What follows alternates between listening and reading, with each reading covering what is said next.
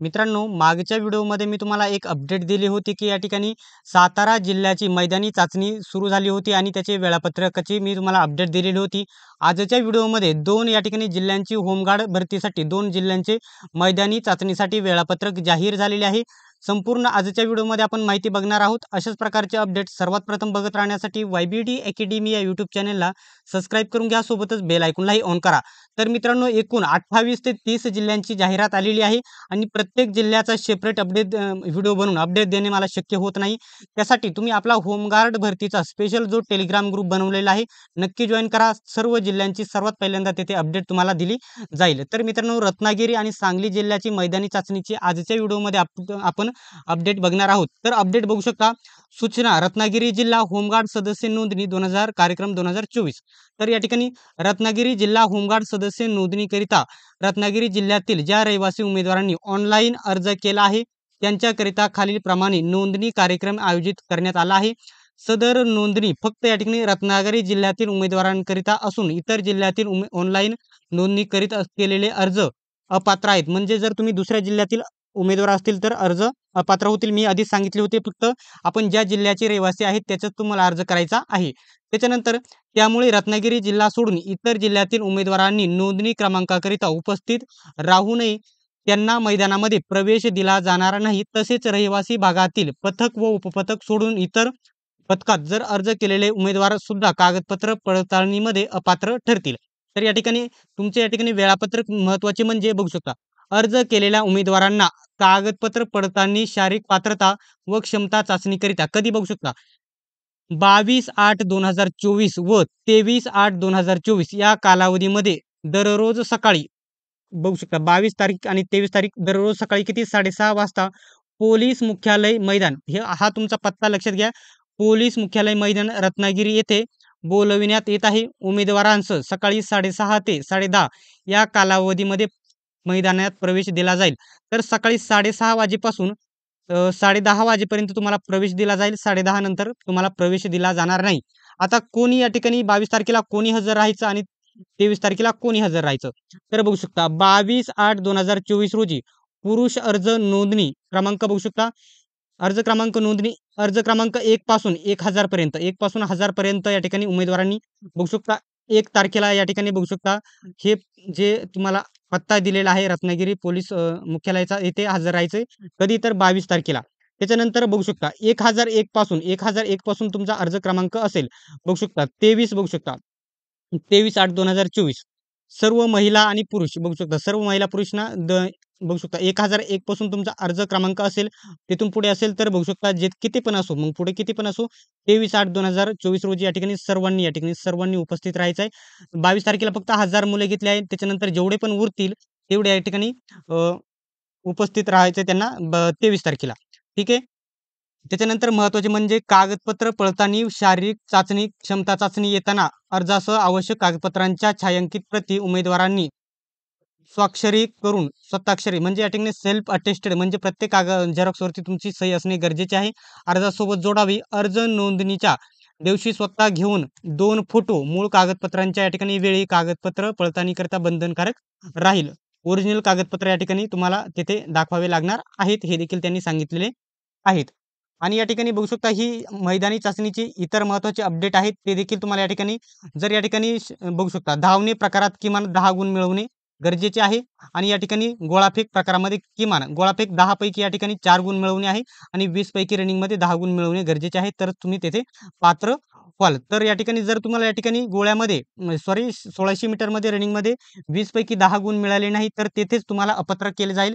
या पुढील या ठिकाणी गोळ्याच्या प्रकारामध्ये तुम्हाला या पुढील नेक्स्ट टप्प्यामध्ये घेतले जाणार नाही, अशी अपडेट दिलेली आहे. आता या ठिकाणी बघू शकता यांनी सेपरेट या ठिकाणी अपडेट दिलेले आहे. म्हणजे या ठिकाणी बघू शकता हे कोणत्या आपण जिल्ह्याचं बघत आहोत, रत्नागिरी. आता त्यांनी सेपरेट महिलांना आधी जागा दिल्या नव्हत्या, किती आहेत आता बघू शकता. पुरुषांना या ठिकाणी बघू शकता किती आहेत, कोणत्या ठिकाणी किती आहेत हे देखील दिलेले आहेत. तर अलोरी या ठिकाणी पुरुषांना 12, महिलांना 4, अशा प्रकारे तुम्ही हा तक्ता बघून घ्यायचा किंवा स्क्रीनशॉट काढून घ्यायचे. आपण आता पुढे आता हे रत्नागिरी जिल्ह्याबद्दल सांगितलं. आता आपण सांगली जिल्ह्याबद्दल बघू. सांगली जिल्ह्याची अपडेट थोडीशी लहान असलेली तुम्हाला बघायला भेटेल. एवढीच अपडेट आहे. तर बघू शकता सांगली जिल्ह्याची ही अपडेट आहे. उपरोक्त संदर्भांकित बघू शकता. 1 मिनिट. उपरोक्त संदर्भांकित विषयास अनुसरून सादर की सांगली जिल्हा होमगार्डमधील रिक्त असलेल्या होमगार्डचा अनुशेष पूर्ण करण्याकरिता होमगार्ड नोंदणी आयोजन करण्यात येणार आहे. याची खालील प्रमाणे बातमी जिल्ह्यातील सर्व वृत्तपत्रांमध्ये प्रसिद्ध करावी ही विनंती. तर या ठिकाणी काय सांगितलेलं आहे तुम्ही बघू शकता. सांगली जिल्हा होमगार्ड मधील रिक्त असलेल्या एकूण चांगल्या जागा आहेत. एकूण 632 जागा भरण्याकरिता होमगार्ड नोंदणी आयोजन दिनांक बघू शकता 16/8/2024 रोजी महाअधीक्षक कार्यालय कवायत मैदान पोलीस मुख्यालय सांगली येथे केले होते. आधी केले होते. लक्षात घ्यायचं याचे अपडेट देखील त्यांनी आपल्याला वेबसाईटवरती दिली नव्हती. आधी केले होते, परंतु त्यांनी या ठिकाणी केले होते. आता परंतु काही तांत्रिक कारणास्तव होमगार्ड नोंदणी आयोजन दिनांक बघू शकता किती तारखेला ग्राउंड होणार आहे सांगलीचे बघू शकता 20/8/2024 रोजी सकाळी 6 वाजता पासून करण्यात येणार आहे. म्हणजे 6 वाजता तुमचे ग्राउंड सुरू होईल 20 तारखेला. लक्षात घ्यायचं आहे. याची सर्व पुरुष महिलांनी उमेदवारांनी नोंद घ्यावी असे आवाहन बघू शकता श्रीमती रितू खोकर भापोसे या ठिकाणी अप्पर पोलीस अधीक्षक तथा जिल्हा समादेशक होमगार्ड सांगली यांनी केलेले आहे. तर यांनी सर्वांनी या ठिकाणी 20 तारखेला सर्वांनीच महिला आणि पुरुषांनी सर्वांनीच 20 तारखेला 6 वाजता तिथे उपस्थित राहायचं आहे. 10 ते 10:30 वाजेपर्यंत तुम्हाला प्रवेश दिला जाईल. आता सर्वात महत्त्वाची जे विद्यार्थी व्हिडिओ शेवटपर्यंत बघितला आहे त्यांच्यासाठी एक महत्त्वाची आणि एक महत्त्वाची माहिती देत आहे. तर या ठिकाणी ज्यांचे ग्राउंड येत आहेत त्यांना या ठिकाणी बघू शकता नोंदणी दिनांक बाबत सूचना अशा प्रकारे येत आहे. परंतु कालपासून या ठिकाणी बघू शकता आज तारीख आहे जवळ-जवळ 10 तारीख आहे 10 ऑगस्ट आहे. कालपासून या ठिकाणी अमरावती बघू शकता अमरावती होमगार्ड नोंदणी 2024 याच्यावरती मी क्लिक केलं त्याने. आता जर याच्यावरती केलं मी की रत्नागिरी जिल्ह्याचं आहे. रत्नागिरी जिल्ह्याचं हे पुढे या ठिकाणी माहिती केली लगेच त्याचे या ठिकाणी वेळापत्रक ओपन होईल. जी अपडेट आहे ती ओपन होईल. परंतु या ठिकाणी बघू शकता 10वा पॉइंट आहे अमरावती बघू शकता कालपासून या ठिकाणी हा पॉइंट आलेला आहे परंतु त्याच्यावरती क्लिक केल्याच्या नंतर अशा प्रकारचा एरर दाखवत आहे म्हणजे काहीतरी मिस्टेक असलेली तुम्हाला बघायला भेटेल. आता सर्वात महत्त्वाचा जो पॉइंट मी तुम्हाला पुढे सांगणार आहे.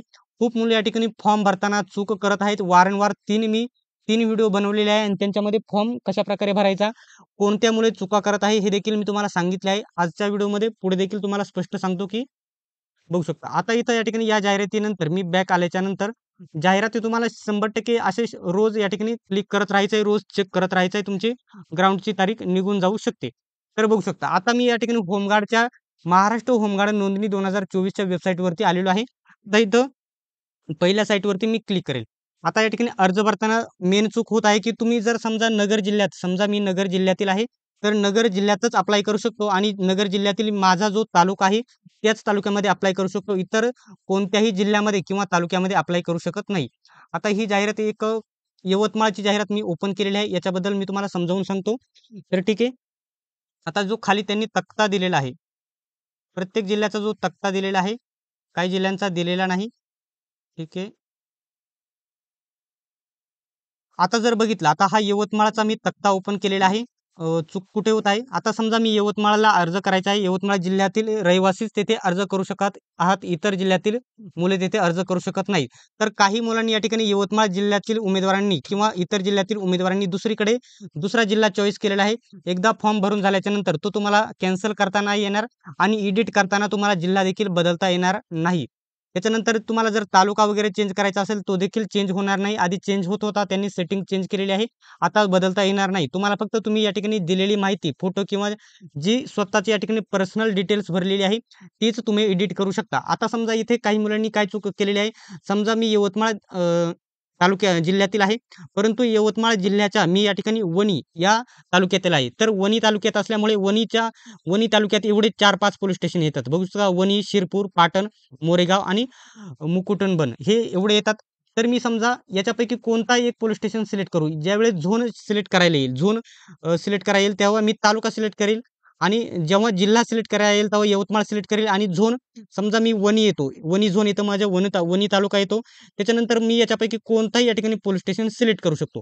परंतु या ठिकाणी मी वणी तालुक्यातील आहे, वणी सिलेक्ट केले आणि पोलीस स्टेशनच्या टायमिंगला मी इकडे पंढरकवाडा, घाटाजी, राळेगाव यापैकी कोणतेही सिलेक्ट केलं तेथे देखील तुम्ही कागदपत्र पडताळणीच्या वेळेस अपात्र केले जाणार आहे. हे त्यांनी जाहिरातीमध्ये स्पष्ट सांगितलेले आहे. ज्यावेळेस आता मैदानी चाचणीचे कागदपत्र येत आहे किंवा वेळापत्रक येत आहे त्यासाठी. तर मित्रांनो ज्या तालुक्यात समजा मी बघू शकता दारव्हा तालुक्यातील आहे. तर तुम्ही या ठिकाणी दारव्हा, दिग्रस, आर्णी, नेर लोडखेड, लाडखेड एवढेच तालुके सिलेक्ट करू शकता. एवढे हे पोलिस स्टेशन आहेत. दारव्हा तालुक्यातील एवढे पोलिस स्टेशन आहे यापैकी सिलेक्ट करू शकता. जर मी दारव्हा तालुक्यातील असून सुद्धा मी इकडे वणी, शिरपूर अशा प्रकारे जर सिलेक्ट करत असेल, तर ते या ठिकाणी अपात्र केलं जाईल. हे लक्षात घ्यायचं आहे. येथेच मुले चुका करत आहेत. तर मित्रांनो अशाच प्रकारचे अपडेट्स सर्वात प्रथम बघत राहण्यासाठी YBD अकॅडमी या YouTube चॅनलला सबस्क्राईब केले नसेल तर सबस्क्राईब करा. सोबतच बेल आयकॉनलाही ऑन करा. सर्वांनी व्हिडिओ शेवटपर्यंत बघितल्याबद्दल धन्यवाद. भेटूया पुढच्या व्हिडिओमध्ये.